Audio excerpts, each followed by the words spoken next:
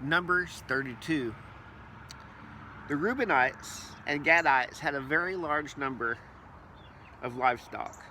When they surveyed the lands of Jazer and Gilead, they saw that the region was a good one for livestock. So the Gadites and Reubenites came to Moses and priest Eleazar and the leaders of the community and said, "The territory of Adaroth, Dibon, Jazer, Nimrah, Heshbon, Elelech, Sabam, Nebo, and Beon, which the Lord struck down before the community of Israel, is good land for livestock, and your servants own livestock." They said, "If we have found favor with you, let this land be given to your servants as a possession. Don't make us cross the Jordan." But Moses asked the Gadites and Reubenites, "Should your brothers go to war while you stay here? Why are you discouraging the Israelites from crossing into the land the Lord has given them? That's what your fathers did when I sent them from Kadesh Barnea to see the land. After they went up as far as Eshcol Valley and saw the land, they discouraged the Israelites from entering the land the Lord had given them. So the Lord's anger burned that day, and he swore an oath, because they did not remain loyal to me. None of the men 20 years old or more who came up from Egypt will see the land I swore to give Abraham, Isaac, and Jacob. None except Caleb of Jephunneh and Kenizzite and Joshua, son of Nun, because they did remain loyal to the Lord.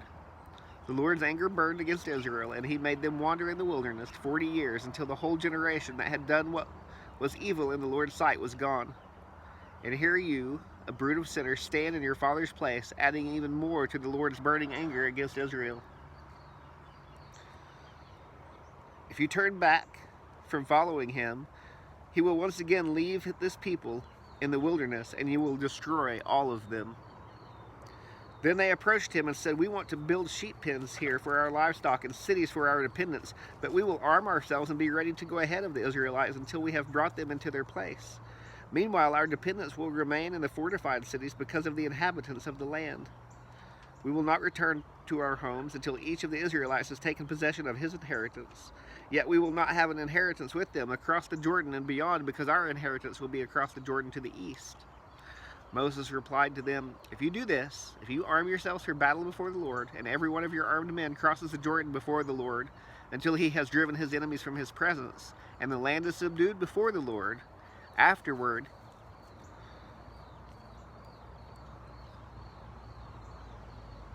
you may return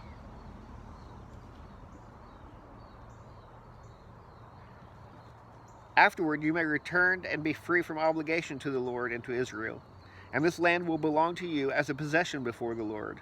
But if you don't do this, you will certainly sin against the Lord. Be sure your sin will catch up with you. Build cities for your dependents and pens for your flocks, but do whatever you have promised." The Gadites and Reubenites answered Moses, "Your servants will do just as my Lord commands. Our dependents, wives, livestock, and all our animals will remain here in the city of Gilead. But your servants are equipped for war before the Lord and will go across to the battle as my Lord orders." So Moses gave orders about them to the priest Eleazar, Joshua son of Nun, and the family heads of the Israelite tribes. Moses told them, "If the Gadites and Reubenites cross the Jordan with you, every man in battle formation before the Lord, and the land is subdued before you, you are to give them the land of Gilead as a possession. But if they don't go across with you in battle formation, they must accept land in Canaan with you." The Gadites and Reubenites replied, "What the Lord has spoken to your servants is what we will do. We will cross over in battle formation before the Lord into the land of Canaan, but we will keep our hereditary possession across the Jordan." So Moses gave them, the Gadites, Reubenites, and half the tribe of Manasseh, son of Joseph, the kingdom of King Sihon of the Amorites, and the kingdom of King Og of Bashan, the land including its cities with the territory surrounding them. The Gadites rebuilt Dibon, Adaroth, Aror, Atroth-Shaphan, Jazer, Jogabah, Beth Nimrah, and Beth Haran as fortified cities and built sheep pens. The Reubenites rebuilt Heshbon, Elelah, Kiriathaim, as well as Nebo and Baal-Meon, whose names were changed, and Sibmah. They gave the names to the cities they rebuilt.